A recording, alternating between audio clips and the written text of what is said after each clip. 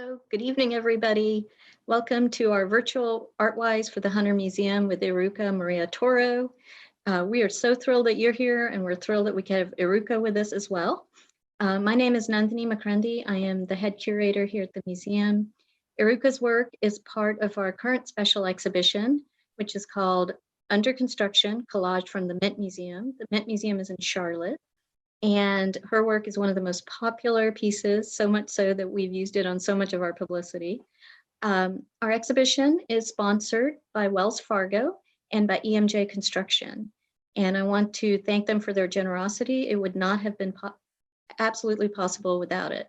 Our speaker series, ArtWise, is sponsored by Martha Mackey. And again, if it wasn't for her generosity, we wouldn't be able to host these events. Let me tell you a little bit about Iruka. She was born in San Juan, Puerto Rico, and lived there till about 10. Her family and she immigrated to the US mainland, and she grew up in Florida. She has a Bachelor of Fine Arts from the University of South Florida and has been working and living in New York for a lot of her career. She has exhibited across the United States and also in Japan and Mexico, and her work is starting to be collected in several places, including obviously the Mint Museum's collection, the Dana-Farber Institute in Boston, and the U.S. Art and Embassies collection. She's also received a number of honors from the New York Council for the Arts and a fellowship from the New York Foundation for the Arts. So we are so thrilled she's here. She's actually going to join us in just a second for Mexico, where she's been for a couple of months.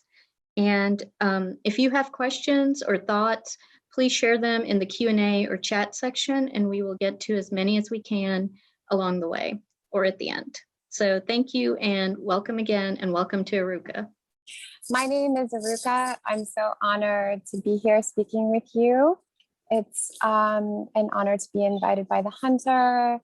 And thank you to Nandini and Adara for all of your help and patience. I want to give a little bit of context to this conversation.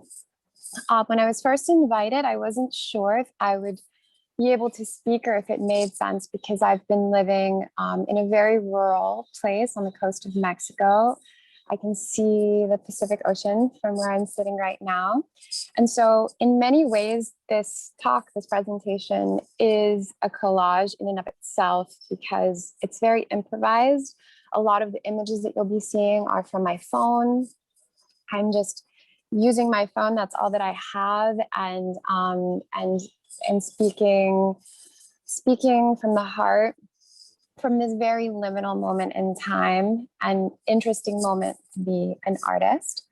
And so I think I'm going to start by hopefully maybe we can focus on the next slide, which has an image of the piece that's in the exhibition. And I can talk a little bit about my history with collage. Yeah. So collage is something that is very important to me. And in many ways, I feel that collage is too limited a word for this practice of assigning value to things that are often unnoticed, or this practice of rearranging the universe over and over and creating meaning. And so my first experience with collage is actually a piece that my mother made, who's not an artist, when I was a little girl. She took a cardboard box before I started school, and she collaged the outside with images that she found from newspapers and magazines and just ordinary things.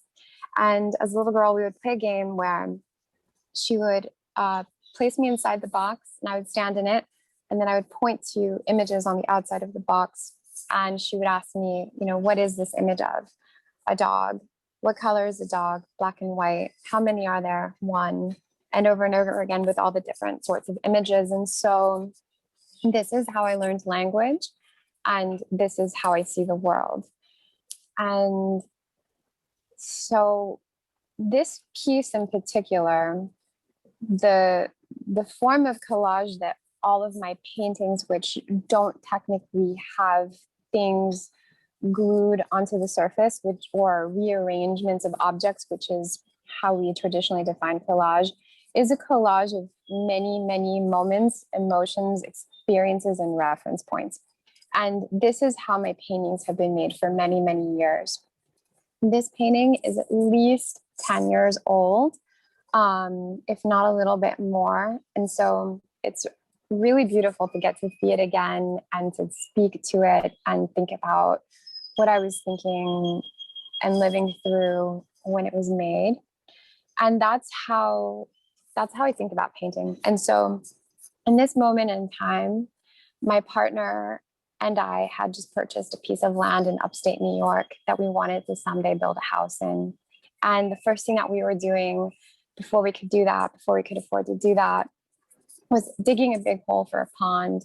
And so in this painting, you see the image of a woman kind of floating, flying, swimming in this body of water on this land in my house. And so when the pond was finally there, I would go swimming really, really low and study all of the little plants at the base of the pond that would come in through the flow where the stream entered and filled the pond with water. And right before that, I'd been in Hawaii and I'd seen a lot of koi fish and I'd seen an octopus. And so they make it into the painting. And in this way, whatever I'm living through and experiencing makes its way into the painting. Above the woman's head, you can see there's kind of a wooden structure that's three-dimensional and has all these different parts. And in many ways, that's like the wish for a structure to appear on this land that eventually will. Just speaking to the miracle of being able to look back at these images, almost like a diary and a collage of memories, and things that I can see that existed then that still exist now. So in the center of the piece, there's a kind of floating geometry above which I remember I had just gone to the Museum of Modern Art, and instead of going chronologically through the museum, I went backwards and started with abstraction and minimalism. And it was really this really beautiful moment of getting to see those paintings with fresh eyes instead of tired eyes going chronologically through the museum. So I was thinking a lot about people like Ellsworth Kelly and Joseph Albers, and just kind of putting a little bit of that magic into my own work. To the right of the screen, you see all these little plants. And the land where I built this pond for swimming and exploring and sort of discovering this property through has a meadow full of medicinal plants. And that is a practice that has always been adjacent to my practice as an artist. I've always studied herbalism, medicinal plants, flowers, and this practice of very diligently having my painting in my studio and also studying, working with plant medicine is something that goes on and on and on. A very curious little part of this painting that to me feels like a mystery that is still unfolding is the pyramid, which is floating in a little cloud right above her hands. And that is something that makes itself into my work from time to time. Again, I have a memory of being a small child early on in school, making a three-dimensional little paper pyramid with drawings on the inside and a tiny object. That's what I was thinking about when I put that there. And so the process of making paintings for me takes many, many months. And when I begin, I have no idea what the painting is going to be. I have no plan. I just begin usually with a color and I work from back to front. So I think, okay, this is going to be a painting about water. All right, this is the water. Okay, I need there to be a figure. The figure is me. She's going to be wearing red. Her body needs to be moving like a wave. Oh, I just saw this beautiful octopus in the sea when I was on the Big Island in Hawaii. I will paint that. And then it just keeps unfolding until you reach a certain point where you really have to focus in and make decisions to make it work. So this painting to me is really a container of months and months of thought and experience of things that were happening in my life, of formal formal ways of seeing that I really enjoy. I enjoy symmetry. I enjoy pattern. Obviously, there's these two snakes that are gliding and kind of mirroring the motion of the hands and the body of the figure. Things like this are important to me and continue to be important to me.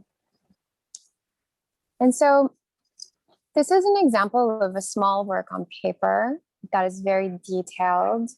It's a portrait of a turtle. And again, just to give you some idea of how I think about things, I was reading a lot about Hindu mythology and also Native American mythology, which there's the turtle is a very significant animal in both cultures, kind of is either holding the world on its shell, or in the case of Native American mythology, the continent of North America is called Turtle Island. That's its true name. But just another way of having these little archetypal symbols that are not so little. In fact, they're things that have personal meaning to us, that have universal meaning. This painting, I believe the next slide, which we can go to, is another detail of the same image, which has initials of someone who's very important to me, inscribed by the hands. At this point, I was painting these figures, these female figures, and I think I was still too afraid to admit that they were all me. So at this point, they're kind of also based on research that I did, a Victorian illustration, and these sort of archetypal ways of depicting a person who is both sort of specific and ambiguous and can hold many, many meanings and identities at once. This is an image of a painting in my house with my cat in front of it. And again, this very improvised talk, which feels very special to me, is just it's made up of images that I had with me here while I'm living in Mexico. And so I really appreciate when I get to see things in the context of someone's home with scale, things that are really that I've lived with. You know, I've lived with most of the work that is now in museum collections or private collections. And so this is another example of a painting from around the same time. It's the painting that's in the collection of the Mint and in this exhibition, where you can see the layers of images overlapping and telling stories of many different times. This is an image of another one of my pets, for scale, my dog, in front of probably the largest painting that I have made in my career. That took over a year to make. It is currently on loan to the Mint Museum in Charlotte, North Carolina.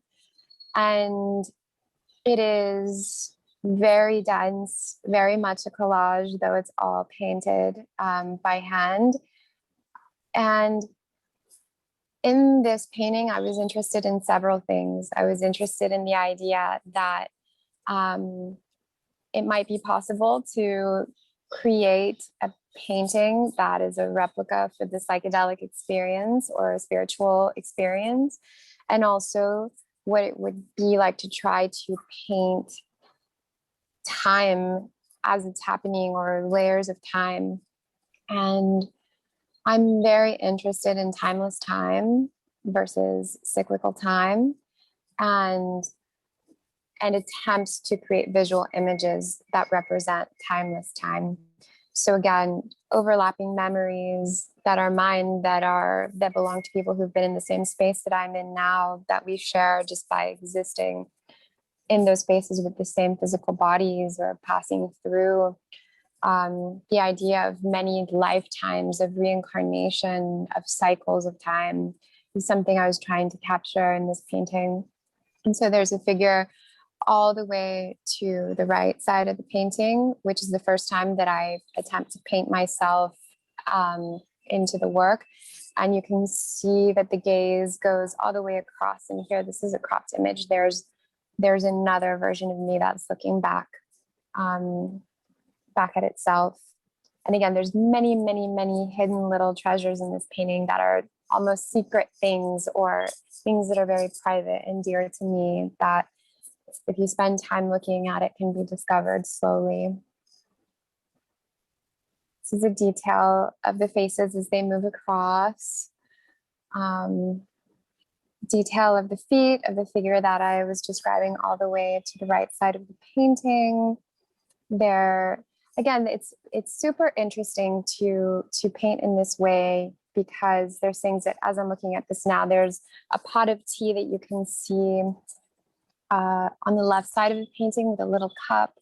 And tea is something that's really important to me. And I've been studying the last year and a half, a lot of Zen tea ceremony. And I didn't know that I would be doing that when I made this painting. So it's really, really interesting and really beautiful to see. This painting is part of a series of paintings that I painted on circular panels for several years. There just came a time where I just didn't want to look at corners anymore. And so I started to make these pieces. And this is actually part of it's half of a diptych, two paintings that connect to each other. And this is very much a death and resurrection image for me, and a piece about transformation, about surrender, of letting go. I believe this is a piece from around 2019. And again, it just feels really interesting to look back at it now that in 2020, we've had so much death, surrender, transformation, grief. And this feels like like somehow we know, we have some idea of what's coming, even though we don't. And so this is, again, another self-portrait made during a really wild time in my life. And this is also the first piece where I actually begin to put collaged images from my collection of ephemera right onto the painting. So now it's no longer just implied collage with images that are painted in layer. There is actual collage material on this painting. So you can see this is a detail of the bottom of that painting. Some of the things that I collage are photographs that I've taken myself. Sometimes they're found images, but I have a practice of just collecting images from the world, from old books, from magazines. People send me things. And just, I have an archive of things that I draw from when I'm making these pieces.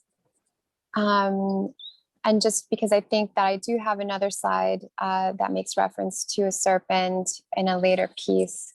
Again, it's interesting. So there are symbols that sometimes arrive in a painting and then continue on and keep getting worked through the rest of the work.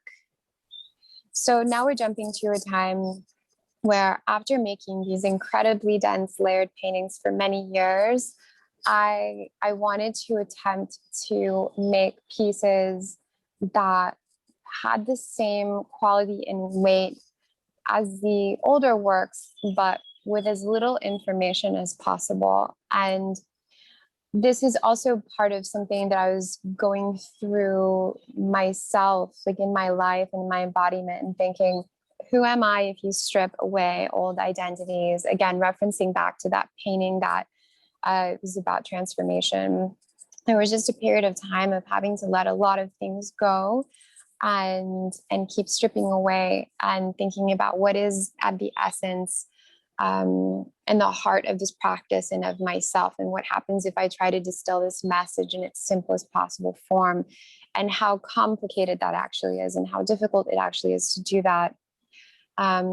This painting is sort of my painting of a peony, which is a really important symbol across my work from the very beginning. It means a lot of different things to me. And this was my first attempt at a painting like this. Again, these are from that same time. This is much closer to present day. And I'm thinking a lot about tantric painting, which makes a lot of references to the cosmic egg, which is a really potent symbol in many, many ways. That's a whole other conversation. But here there's a reference to that, also to a poppy flower. But again, explorations in color, in simplicity, in minimalism, and spiritual minimalism in many ways is something that I am thinking about when making these, and that I'm still thinking about now. This is a painting of Saturn, Lord of Karma. And I wanted it to be in gold. I wanted to lay flowers at the feet of this planet, something that I haven't really spoken to yet. That is also part of my practice is study of things like of astrology and as well as plant medicine. And so there's always little references here and there that speak to this. And so after making these paintings that you just saw, the more spiritual minimalist paintings, I decided to go live in Oaxaca, Mexico for a while. And I also did an artist residency while I was there. And this is an image of my final presentation. And so while I was there, I shared a studio with these other incredible women artists who were there at the time. But I did not have the space or the resources at my disposal to make work in the way that I always do. I could not make a big painting, which is my thing. And so I started to look around me and to think about this energy that I've chosen to channel into painting and the ways that it can be channeled in other ways that in many ways are more alive and less static than a painting can be. And so to my right, there is a collage on the wall that I made while I was there. Again, just sourcing images, finding things right where I was. And another thing that became very important during this period of time is in Mexico, there are flowers, there are candles, there's magic everywhere. And magic is something that has been a part of my life since I was a little girl. There's a lot that I learned from my grandmothers, from my family, from my own intuition. And so I've had a practice my whole life of making offerings, of in many ways having a conversation with the invisible, with my ancestors, with things like this, with nature, with God. That is super private and super personal. And in this moment, it felt really important to begin to fold that into the work itself. And so I started this practice of every day I would gather materials. In many ways, an offering is a living collage. And making offerings in my room or outside every day, and documenting them. And this final one was the first time that I really made this public. And so for this presentation, I read a lot of things from my journal out loud to the group of people that were there. I exhibited this collage, which is kind of a totemic image, and had this giant ofrenda in my room. And this is a very big turning point in my work. It's never been the same since. So you can see here this image of the serpent, which is an ancient symbol for the goddess circling back around, and how this practice of making this offering practice more integrated into the work, into my life, not keeping it so hidden, so secret, so private, is starting to happen. And so when I'm working in the studio, there are rituals that I do, there are things that I do that are for me, that are in many ways to activate and bless the pieces as they're being made, when they're completed. That's become more and more and more important and prominent in my practice. And so when these paintings were exhibited, this body of work, I filled the gallery with different offerings, of fruit, of flowers, of water, candles, and And it was the first time that I did that in my whole career. And it's just this huge, huge turning point in how I think about art and why I make art and how I want to continue to present it moving forward. This is another example from that time, from this body of work. And in this case, I made this particular collage to sort of lay at the feet of this painting, which is my interpretation of a bodhisattva, and also very influenced by a drawing of Matisse's that I just adore. And so again, this collage practice works like this too. There's ways of connecting with our art ancestors, with our actual biological ancestors, with memory, with time, with you know, integrating different practices together, collaging them together, if you will. This practice of having a devotion to something greater than oneself, and also creating art. And there's an amazing lineage of devotional art to draw from. And what does it mean to make art from that place right now in contemporary culture and in this moment in time in particular? This is just an image that I really love, which again, sometimes painting can feel too static for me. And I think that's something that I'm working through right now. And so I love that this work is activated by the light in my studio, by the shadow of the plants in the studio. And it just, I love it so much more than an image that's a perfect replica of the piece for a catalog, because it feels alive and like it's having some kind of conversation with the world. And so this is very, very recent work. Again, these pieces feel like they echo back to the spiritual minimalism, but this is a large wood panel, not a piece of paper. Again, the cosmic egg is here. This piece is largely about working with flower essences, which is another practice of mine. I'm deeply, deeply, deeply interested in flowers, water, and light, and how they interact with each other, and with our bodies and the waters of our body. And the collaged images on top of the surface of this painting are glued in a new way, where I found this really beautiful archival material that I can use on certain sections of the paper, but I want them to be able to blow in the wind. Like if there's an open door, I want all of the collage pieces to kind of flutter in the wind. Again, much like in the last slide, the sunlight activates the painting. I want there to actually be some kind of life, something less static, though it makes the work a little bit more complicated. I just feel like I'm in a phase of my life where I really care about, I care less and less about tradition and more about exploring these ideas that make me happy, and that seem to wake the painting back up from its like rigidity, and from just the history of painting, which is so static.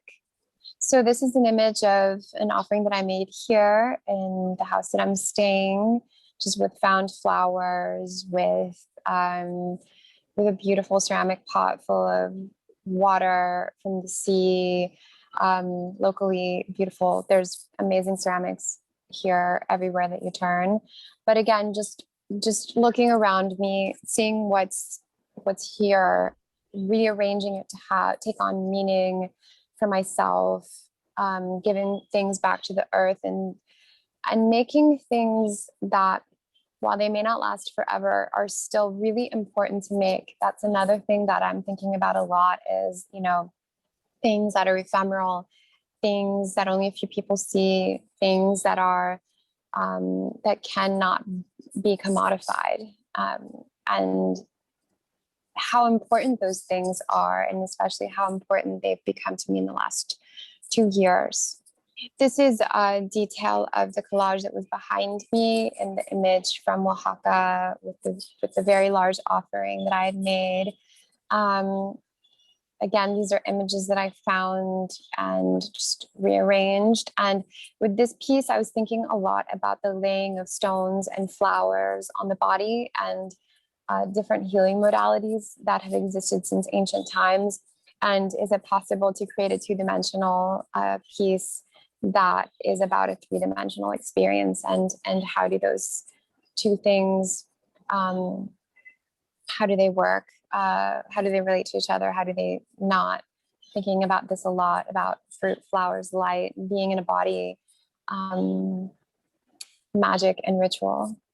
This is the top of that piece. Again, I really love photographing things in spaces where there's light and the pieces get activated.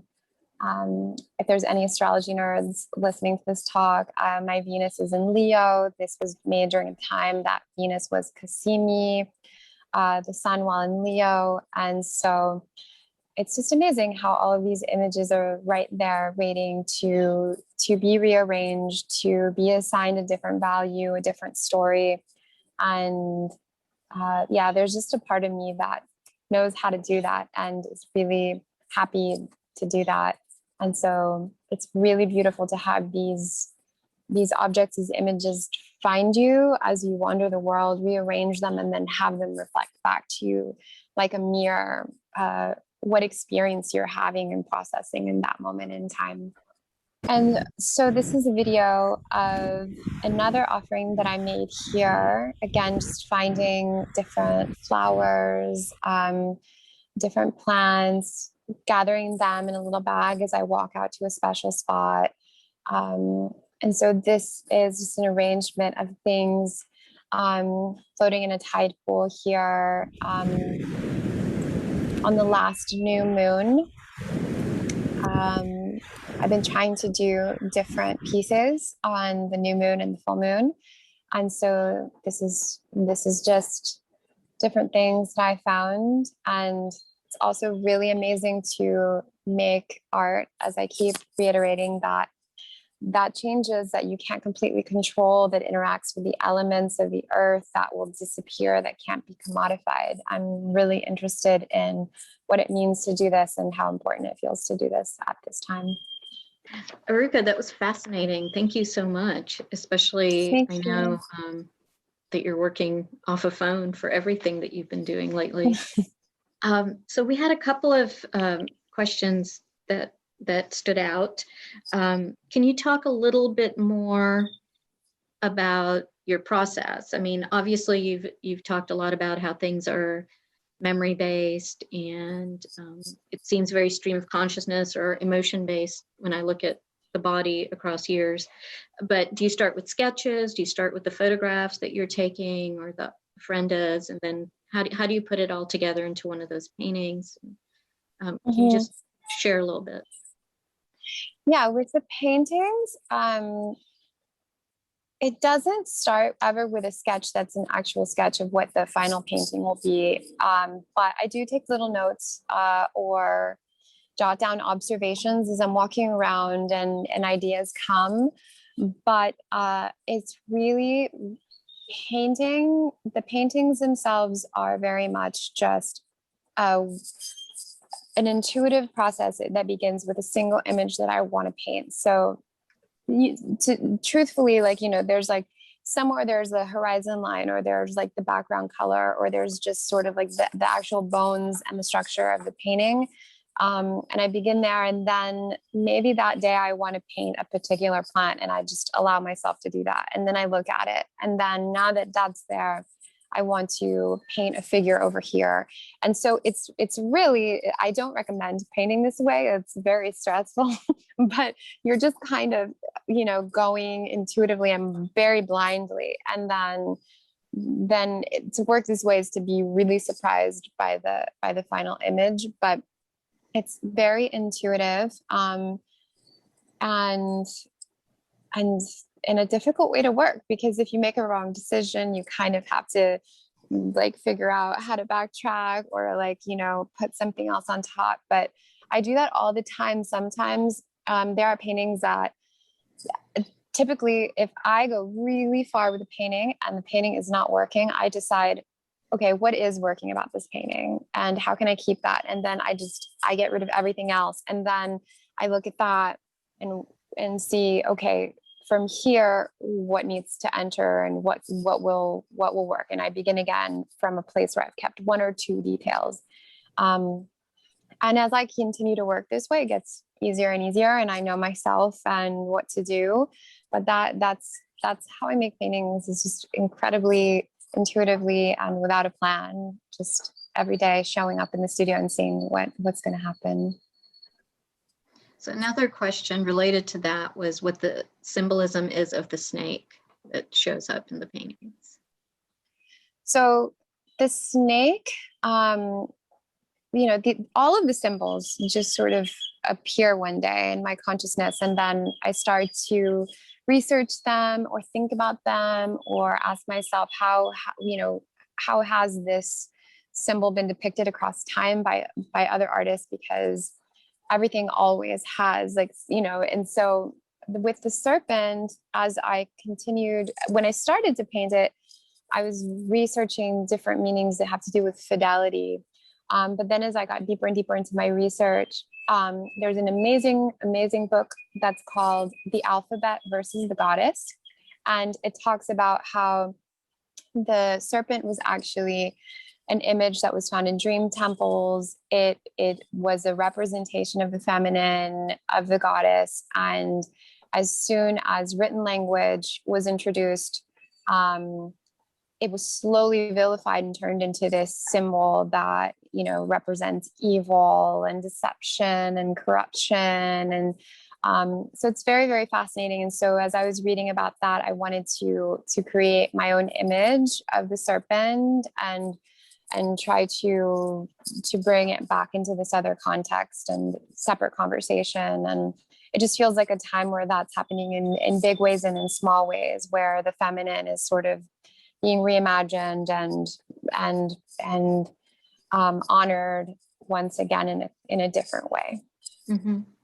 And snakes have or serpents have different meanings across cultures. There's definitely different meanings in Christianity versus other spiritual traditions. So, especially it's such a potent symbol of transformation, which is also something that during that time I was thinking about a lot.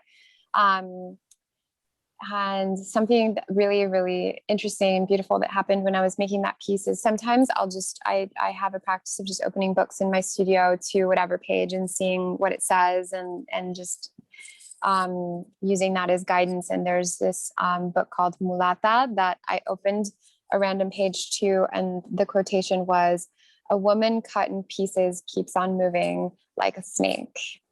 Which I was like, whoa, I love that. That's so intense and also true and real and connected to this image that I'm painting. Can you give us a little insight into what you think you'll be making next after you get back from Mexico? Yeah, so while I've been here, I've been making collages. I've been making small little books also of collages, of drawings. I've been making a lot of ephemeral pieces, like some of the ones that I showed during the presentation, and documenting them. I've been taking little self-portraits and making videos in the morning light, just things like this that feel really, really important to take the time to do, because these little things either end up being bigger things when you bring them back into the studio and look at them, or they just they feed the practice. And so I feel like when I get back home, I have so many things that I want to do. So I think that I'm going to be making copies of these little books and making them available, or I'm ready to make some large works on paper again. I'm ready to, just there's something very beautiful about working within your limitations, and that for a long time. And then when you get back to a place where you have access to the whole world of materials and space and my studio again, to then channel that energy back into something more ambitious maybe. But I think that I'm also really interested in this realm of of little things, and that maybe we're not in a time where my efforts are best served by making giant paintings, you know, for only a few. And so I'm thinking a lot about multiples, thinking a lot about how to get work out there to people who maybe haven't been able to acquire works of mine in the past. And I also have a practice of making medicine, of making herbal medicine, of making flower essences. And that's something that anyone who follows me maybe has seen that in the last year, I've made that a lot more public as well. And that's been really wonderful because it's a way to share a part of my practice, again, with people who may not be able to have an enormous painting of mine in their home. And so I'm looking forward to continuing all these little practices, and then also from time to time channeling the work into these bigger pieces that continue to explore these themes, and that maybe these larger works have an actual relationship to the smaller pieces in terms of how they're presented together. But I think to answer your question more succinctly, I am interested in continuing the exploration of making paintings that are less static, that have something going on that feels like it's interacting with the environment in some way. I think that's about all the time we have right now. And I want to thank you so much for taking the time to appear and share everything, and to share so much of your personal life with us through your work. And I want to thank all of you out there for attending our virtual ArtWise with Iruka. And also really hope you will get a chance to come see the painting in person in the collage show. And Under Construction is really an amazing exhibit with all kinds of things for everybody. So please come see it. It is through April 18th. And thank you again. And we welcome you back to the Hunter when you're able to come.